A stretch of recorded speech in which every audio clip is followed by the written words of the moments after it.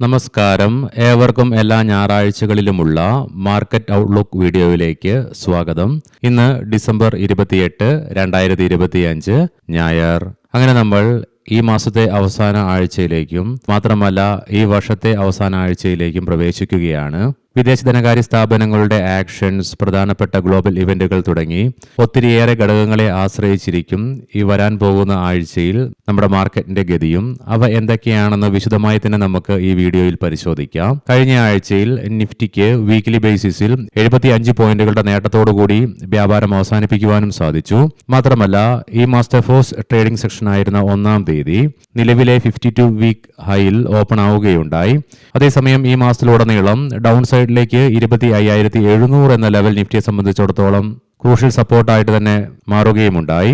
4 ആഴ്ചകൾ പിന്നിടുമ്പോൾ ആകെ നിഫ്റ്റിക്ക് 500 പോയിന്റുകളുടെ മൂവ്മെന്റ് മൊത്തത്തിൽ നടത്തുവാനുമായുള്ളൂ. ഇനി ഈ ആഴ്ചയിലേക്ക് വന്നു കഴിയുമ്പോൾ മന്ത്ലി എക്സ്പയറി മാത്രമല്ല ഈ വർഷത്തെ അവസാന എക്സ്പയറി ആയതിനാൽ തന്നെ F&O കോൺട്രാക്ട്സുകളുടെ എക്സ്പയറി തന്നെയായിരിക്കും ഈ വരാൻ പോകുന്ന ആഴ്ചയിൽ നമ്മുടെ മാർക്കറ്റിനെ സ്വാധീനിക്കുന്ന ഏറ്റവും പ്രധാനപ്പെട്ട ഘടകം. അതുകൊണ്ട് തന്നെ മാർക്കറ്റിൽ ഹൈ വോൾട്ടാലിറ്റി എക്സ്പെക്ട് ചെയ്യേണ്ടതായിട്ട് വരും. ഈ ആഴ്ചയിൽ ഇന്ത്യയിൽ നിന്നും ഒത്തിരിയേറെ പ്രധാനപ്പെട്ട മാക്രോ ഇക്കണോമിക് ഡേറ്റകൾ റിലീസിനായിട്ട് ലൈനപ്പ് ചെയ്തിട്ടുണ്ട്.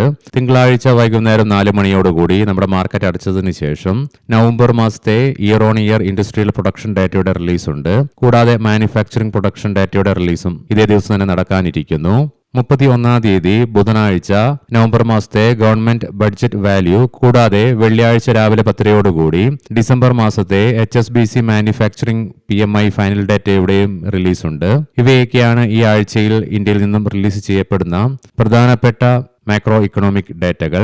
അതുകൊണ്ട് തന്നെ ഈ വരാൻ പോകുന്ന ആഴ്ചയിലും ഈ ഡേറ്റകളുടെയൊക്കെ റിസൾട്ടും നമ്മുടെ മാർക്കറ്റിന്റെ ഗതിയെ സാരമായ രീതിയിൽ തന്നെ ബാധിക്കുമെന്നുള്ളതിനാൽ തന്നെ ഇവയൊക്കെ കീനായിട്ട് തന്നെ വാച്ച് ചെയ്യേണ്ടിയിരിക്കുന്നു. ഈ ആഴ്ചയിലെ പ്രധാനപ്പെട്ട ഗ്ലോബൽ ഇവന്റുകളിലേക്ക് വരുമ്പോൾ ഗ്ലോബൽ മാർക്കറ്റും ഇന്ത്യൻ മാർക്കറ്റും ഒരേപോലെ കാത്തിരിക്കുന്ന ഇവന്റാണ് 31-ാം തീയതി ബുധനാഴ്ച വെളുപ്പിന് 12:30 US നിന്നും റിലീസ് ചെയ്യാൻ പോകുന്ന FOMC മിനിറ്റ്സും കൂടാതെ ഫെഡറൽ റിസർവിന്റെ ബാലൻസ് ഷീറ്റിന്റെ അപ്ഡേറ്റ്സും. ഗ്ലോബൽ മാർക്കറ്റിനെ എന്ന പോലെ തന്നെ FOMC മിനിറ്റ്സിന്റെ റിലീസ് ഇന്ത്യൻ മാർക്കറ്റിനെയും സാരമായി തന്നെ ബാധിക്കും. ഈ വരാൻ പോകുന്ന ആഴ്ചയിൽ അനലിസ്റ്റുകളുടെയും എക്സ്പേർട്ടുകളുടെയൊക്കെ അഭിപ്രായ പ്രകാരം നിഫ്റ്റിക്ക് 26,200 എന്ന ലെവൽ അപ്പർ സൈഡിലേക്ക് നിലവിൽ അതിശക്തമായ റെസിസ്റ്റൻസ് ആണ് നേരിടേണ്ടതായിട്ട് വരുന്നത്. കഴിഞ്ഞ ആഴ്ചയിൽ ചൊവ്വ ബുധൻ ട്രേഡിംഗ് സെഷനുകളിൽ 26,200 എന്ന ലെവൽ 2 തവണ ഇൻട്രാഡേ ബേസിസിൽ ബ്രേക്ക് ചെയ്യുവാൻ സാധിച്ചെങ്കിലും ഈ ലെവലിന് മുകളിലായിട്ട് വ്യാപാരം അവസാനിപ്പിച്ച് നിലകൊള്ളുവാനായില്ല. അതുകൊണ്ട് തന്നെ ഈ വരാൻ പോകുന്ന ആഴ്ചയിലും നിഫ്റ്റിക്ക് ഇനി മുന്നോട്ടൊരു പ്രയാണം സാധ്യമാകണമെങ്കിൽ 26,200 എന്ന ലെവൽ അതിശക്തമായി മറികടന്നുകൊണ്ട് ഈ ലെവലിന് മുകളിലായിട്ട് നിലനിന്നെങ്കിൽ മാത്രമേ നിലവിലെ 52 വീക്ക് ഹൈയും ഭേദിച്ചുകൊണ്ട് തുടർന്ന് 26,500, 26,700 എന്നീ ലെവലുകളിലേക്കുള്ള നിഫ്റ്റിയുടെ പ്രയാണം സാധ്യമാവുകയുമുള്ളൂ. എന്നാൽ ഡൗൺ സൈഡിലേക്ക് നിഫ്റ്റിയെ സംബന്ധിച്ചിടത്തോളം 26,000 എന്ന ലെവൽ സൈക്കോളജിക്കൽ ആണെങ്കിലും തുടർന്ന് 25,700 എന്ന ലെവൽ ഡൗൺ സൈഡിലേക്ക് ക്രൂഷ്യലുമാണ്. കാരണം ഈ ലെവലാണ് ഈ മാസത്തെ നിഫ്റ്റിയുടെ നിലവിലെ വീക്ക്ലി ലോയും. തുടർന്ന് 25,500 എന്ന ലെവൽ ഡൗൺ സൈഡിലേക്ക് മറ്റൊരു പ്രധാനപ്പെട്ട സപ്പോർട്ട് കൂടിയാണ്.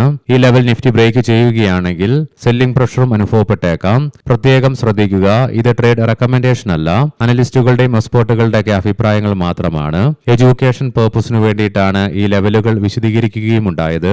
മാത്രമല്ല ഈ വർഷത്തെ അവസാന എക്സ്പയറി ആയതിനാലും തുടർന്ന് വ്യാഴം വെള്ളി ട്രേഡിംഗ് സെഷനുകളിൽ പുതിയ വർഷത്തിലേക്ക് ആരംഭം കുറിക്കുന്നതിനാൽ തന്നെ മാർക്കറ്റിൽ ചിലപ്പോൾ വലിയ മൂവ്മെന്റുകൾ തന്നെ സൃഷ്ടിക്കപ്പെട്ടേക്കാം ഏതെങ്കിലും ഒരു സൈഡിലേക്ക്.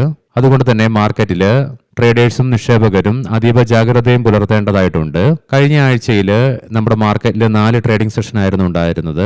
4 ട്രേഡിംഗ് സെക്ഷനിലും വിദേശ ധനകാര്യ സ്ഥാപനങ്ങൾ സെല്ലിംഗ് തുടരുകയാണ് ഉണ്ടായത്. തൽഫലമായി 4 ആഴ്ച കൊണ്ട് ഡിസംബർ മാസം മാത്രം 24,148.33 കോടി രൂപയ്ക്ക് വിദേശ ധനകാര്യ സ്ഥാപനങ്ങൾ ഇന്ത്യൻ ക്യാഷ് മാർക്കറ്റിൽ നിന്നും വിറ്റിറങ്ങുകയാണ് ഉണ്ടായത്. തൽഫലമായി നിലവിൽ ഈ വർഷം മാത്രം 2,31,990 കോടി രൂപയ്ക്കാണ് അവരുടെ ഭാഗത്ത് നിന്നും സെല്ലിങ്ങും നേരിടേണ്ടി വന്നത്. അതേസമയം പ്രൈമറി മാർക്കറ്റിൽ അവരുടെ ഭാഗത്തു നിന്നും 73,583 കോടി രൂപയുടെ ഇൻഫ്ലോ വന്നെങ്കിൽ കൂടിയിട്ടും പ്രൈമറി മാർക്കറ്റിലേക്ക് വന്ന തുക മൈനസ് ചെയ്യുകയാണെങ്കിൽ 1,58,407 കോടി രൂപയുടെ നെറ്റ് സെല്ലിംഗ് ആണ് അവരുടെ ഭാഗത്ത് നിന്നും ഇന്ത്യൻ മാർക്കറ്റിനെ നേരിടേണ്ടി വന്നതും. ഇത് വിദേശ ധനകാര്യ സ്ഥാപനങ്ങൾ ഇന്ത്യൻ മാർക്കറ്റിലേക്ക് പ്രവേശിച്ചതിനു ശേഷം നടത്തുന്ന ചരിത്രത്തിലെ ഏറ്റവും വലിയ സെല്ലിംഗ് ആണ് ഒരു വർഷത്തിനുള്ളിൽ. അതുകൊണ്ട് തന്നെ ഈ വരാൻ പോകുന്ന ആഴ്ചയിലും വിദേശ ധനകാര്യ സ്ഥാപനങ്ങൾ സെല്ലിംഗ് തുടരുകയാണെങ്കിൽ അത് നമ്മുടെ മാർക്കറ്റിനെ മോശമായി തന്നെ ബാധിക്കും. ഇനി അതല്ല 31-ാം തീയതിയോടുകൂടി സെല്ലിംഗ് ഒക്കെ നിർത്തി വീണ്ടും അവർ ബൈയിങ്ങിലേക്ക് തിരിയുകയാണെങ്കിൽ അത് നമ്മുടെ മാർക്കറ്റിന് ഗുണകരമായി തന്നെ മാറിയേക്കാം. ഏതാനും മാസങ്ങൾക്കും ആഴ്ചകൾക്കും ശേഷം ഇന്ത്യൻ രൂപയ്ക്ക് അമേരിക്കൻ ഡോളറിനെതിരെ ഈ കഴിഞ്ഞ ആഴ്ചയിൽ അതിശക്തമായ ചെറുത്തുനിൽപ്പ് നടത്തുവാനുമായി തിങ്കൾ, ചൊവ്വ, ബുധൻ ട്രേഡിംഗ് സെഷനുകളിൽ അതിശക്തമായ ചെറുത്തുനിൽപ്പ് നടത്തിക്കൊണ്ട് അമേരിക്കൻ ഡോളറിനെതിരെ ഫ്ളാറ്റായിട്ട് വ്യാപാരം അവസാനിപ്പിക്കുവാനും സാധിച്ചു. കൂടാതെ വെള്ളിയാഴ്ച 18 പൈസയുടെ നഷ്ടം നേരിടേണ്ടി വന്നെങ്കിലും കഴിഞ്ഞ ആഴ്ചയിൽ വീക്ക്ലി ബേസിസിൽ നോക്കുമ്പോൾ നേരിയ നഷ്ടം മാത്രമേ ഇന്ത്യൻ രൂപയ്ക്ക് അമേരിക്കൻ ഡോളറിനെതിരെ നേരിടേണ്ടതായിട്ടും വന്നുള്ളൂ. അത് നമ്മുടെ മാർക്കറ്റിന് ഗുണകരമാവുകയും ചെയ്തു. ഈ ആഴ്ചയിൽ അമേരിക്കൻ ഡോളറിനെതിരെ ഇന്ത്യൻ രൂപ 89.20-നും 90.50 എന്നീ ലെവലുകൾക്കിടയിൽ നിന്നുകൊണ്ടുള്ള ട്രേഡിംഗ് ആയിരിക്കും കാഴ്ചവെച്ച. പ്രത്യേകം ശ്രദ്ധിക്കുക, ഇത് ട്രേഡ് റെക്കമെൻഡേഷൻ അല്ല, അനലിസ്റ്റുകളുടെയും എക്സ്പേർട്ടുകളുടെ അഭിപ്രായങ്ങൾ മാത്രമാണ്. എഡ്യൂക്കേഷൻ പർപ്പസിന് വേണ്ടിയിട്ടാണ് ഈ ലെവലുകൾ വിശദീകരിക്കുകയും ഉണ്ടായത്. അതുകൊണ്ട് തന്നെ ഈ വരാൻ പോകുന്ന ആഴ്ചയിലും ഇന്ത്യൻ രൂപയ്ക്ക് കഴിഞ്ഞ ആഴ്ചയിലെ പോലെ തന്നെ ശക്തമായ ചെറുത്തുനിൽപ്പ് നടത്തുവാൻ സാധിക്കുകയാണെങ്കിലോ അല്ലെങ്കിൽ വീണ്ടും കരുത്താർജിക്കുവാൻ സാധിക്കുകയാണെങ്കിൽ അത് നമ്മുടെ മാർക്കറ്റിന് ഗുണകരമായി തന്നെ മാറും. ഈ മാസത്തെ 3-ാമത്തെ ആഴ്ചയുടെ അവസാന ഘട്ടത്തിലേക്ക് വന്നപ്പോൾ വെനസ്വേലിയൻ എണ്ണക്കപ്പലുകൾക്ക് മുകളിൽ അമേരിക്കയുടെ ഭാഗത്തു നിന്നും വന്ന ഉപരോധത്തിനെ തുടർന്ന് ഒരാഴ്ചയിലേറെ കാലമായി ബ്രെന്റ് ക്രൂഡിന്റെയും ക്രൂഡ് ഓയിലിന്റെ വിലയിൽ അതിശക്തമായ ഉയർച്ചയായിരുന്നു അനുഭവപ്പെട്ടതും. മാത്രമല്ല വെള്ളിയാഴ്ച നമ്മുടെ മാർക്കറ്റ് അടയ്ക്കുന്നവിടം വരെയും ക്രൂഡ് ഓയിലിന്റെയും ബ്രെന്റ് ക്രൂഡിന്റെ വിലയിലും ഉയർച്ച തന്നെയാണ് അനുഭവപ്പെട്ടെങ്കിൽ വെള്ളിയാഴ്ച നമ്മുടെ മാർക്കറ്റ് അടച്ചതിന് ശേഷം 2% ഇടിവ് നേരിടേണ്ടതായിട്ടും വന്നു. അതുകൊണ്ട് തന്നെ ഈ വരാൻ പോകുന്ന ആഴ്ചയിലും ബ്രെന്റ് ക്രൂഡിന്റെയും ക്രൂഡ് ഓയിലിന്റെ വില കീനായിട്ട് തന്നെ വാച്ച് ചെയ്യേണ്ടിയിരിക്കുന്നു.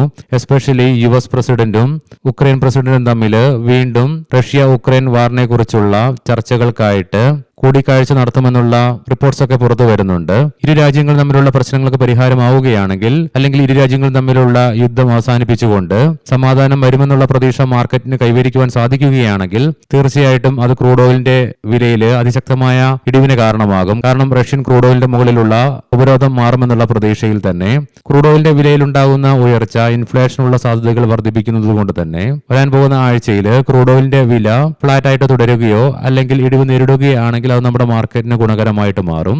ഈ പറഞ്ഞ ഘടകങ്ങളെയൊക്കെ ആശ്രയിച്ചിരിക്കും വരാൻ പോകുന്ന ആഴ്ചയിൽ ഇന്ത്യൻ മാർക്കറ്റിന്റെ ഗതിയും. കൂടാതെ വെള്ളിയാഴ്ച നമ്മുടെ മാർക്കറ്റ് അടച്ചതിന് ശേഷം US മാർക്കറ്റിൽ S&P 500-ന് വീണ്ടും ഫ്രഷ് റെക്കോർഡ് ഹൈ ക്രിയേറ്റ് ചെയ്യുവാനും സാധിച്ചു. എങ്കിലും നേരിയ നഷ്ടത്തോടുകൂടി US മാർക്കറ്റുകൾക്ക് വ്യാപാരവും അവസാനിപ്പിക്കേണ്ടതായിട്ട് വരികയുണ്ടായി.